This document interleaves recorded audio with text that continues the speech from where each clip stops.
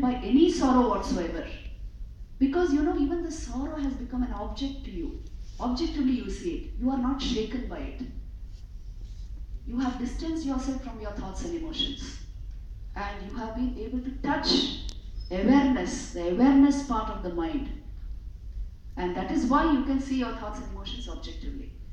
So this is the state it will usher you into, and it leads to what? Tam vidya dukkha sanyogam viyogam yoga samritam sanishchayena yoktavyo yogo nirvinna chetasa. That is why yoga is defined as non-contact with sorrow.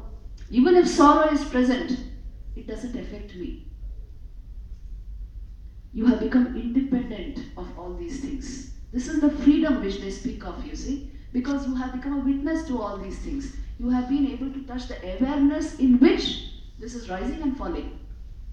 You are always that. That was your real nature. You were falsely identified with your little thoughts and emotions, and you were being dashed about by those thoughts and emotions, and you were totally identified with them. Now this knowledge has taken you to a level where you are able to see them objectively. You are not affected by them, and your bliss and your joy wells up from within you. So what a marvelous state this is. This is the state yoga ushers you into. And that is the importance of this knowledge. If you can get even a little taste of this, you will understand the glory of your scriptural heritage. And this peace and harmony, global peace and harmony, all this that we are talking of, it will come naturally into your life. The glory of the Indian civilization has always been, it always had a peaceful interface with all other civilizations. We never spoke of disharmony. In one of his sessions in the Parliament of Religion, Swami Vivekananda gave us the cause for disharmony in the form of a very beautiful story. Let me just briefly tell you that story here. The cause of disharmony, he said, is this. It is the frog in the well attitude. Have you heard of this?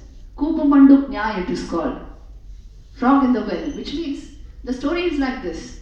There was a well in which there lived a frog, and this well was situated near the shores of the sea.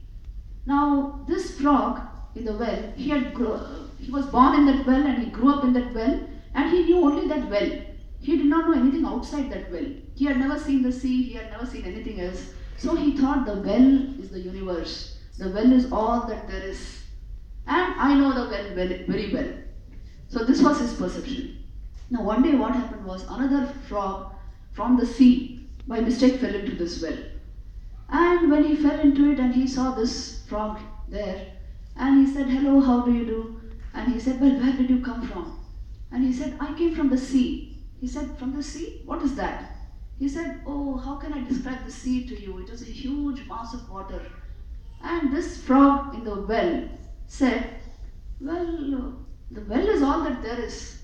I don't believe there's something called the sea. How big is the sea?" And then this frog said, "It's huge. You can't compare it with this well."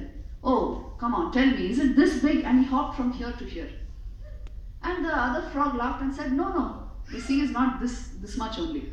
"Oh, then it must be this huge," and he made a bigger leap. And the frog said, "You can't compare your little well with the sea." And this frog got very angry, the frog in the well, and he said, "What? You're a liar. I've never seen anything bigger than my well. This is all that there is, because that is my perception." You see, in many ways our thinking is like this. And then he said, "You are the liar, and you get out of my well." And the other frog just laughed and hopped out of the well.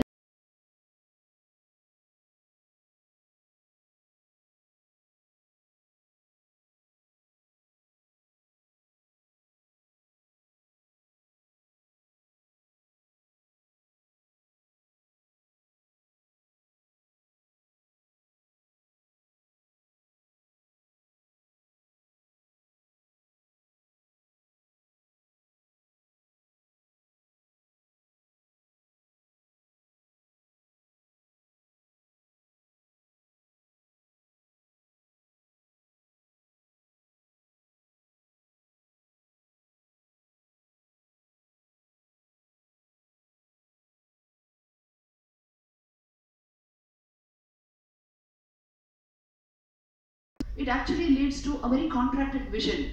It leads to exclusivity, not inclusivity. It leads to intolerance. It leads to biases and hatred. it leads to finally war. So the way to overcome this situation is expand your awareness, expand your consciousness, expand your mind, and stop being a frog in the well. At least the decency to understand that, well, I know only as much as in the well should come to us. Then we will be able to find a solution to disharmony. So, the glory of India's civilization, India's spiritual heritage has been this. It understood, this is a nyaya, it's a form of logic, Kupa Manduk nyaya. It understood how we can function as a frog in the well. That is why every interaction it had with other civilizations was at a very peaceful interface. Vivekananda used to say this, the great contribution of Indian spiritual thought to world culture, to every other civilization. Let me put it in his own words. He used to say, slow and silent as the gentle dew that falls unseen and unheard, yet brings into blossom the fairest of roses, has been the contribution of this all-suffering, all-enduring spiritual race upon the world of thought. This has been the great Indian contribution. Peaceful interface everywhere. The Harappans, the people of the Indus Valley civilization and also the Vedic civilization, they traveled extensively. They went to Southeast Asia, they went to Afghanistan, Iran, as far as Rome. Everywhere there was only a peaceful interface, peaceful coexistence. There was an exchange of knowledge. There was an exchange of art forms, sculpture, architecture. There was never a conflict, never a war. This has been the basic philosophy of India, a philosophy of inclusivity, acceptance, because of this background understanding of the unity of all creation, oneness in perception, the Vedic vision. This gave us this understanding naturally. Another unique feature of the Indian civilization is the kind of impersonal attitude which they had. They created great literature. If you read the Vedic literature, a thorough research into consciousness, nobody has left his name there. Because no rishi has left his name. Have you found anybody's name? Anybody's signature? No question of copyright or plagiarism. They have not even left their names because the experience was one of impersonality. They understood the truth about themselves was awareness. The same awareness is shining in every eye. So their signature, this has been the Vedic rishi. Look, naturally came into our culture. If you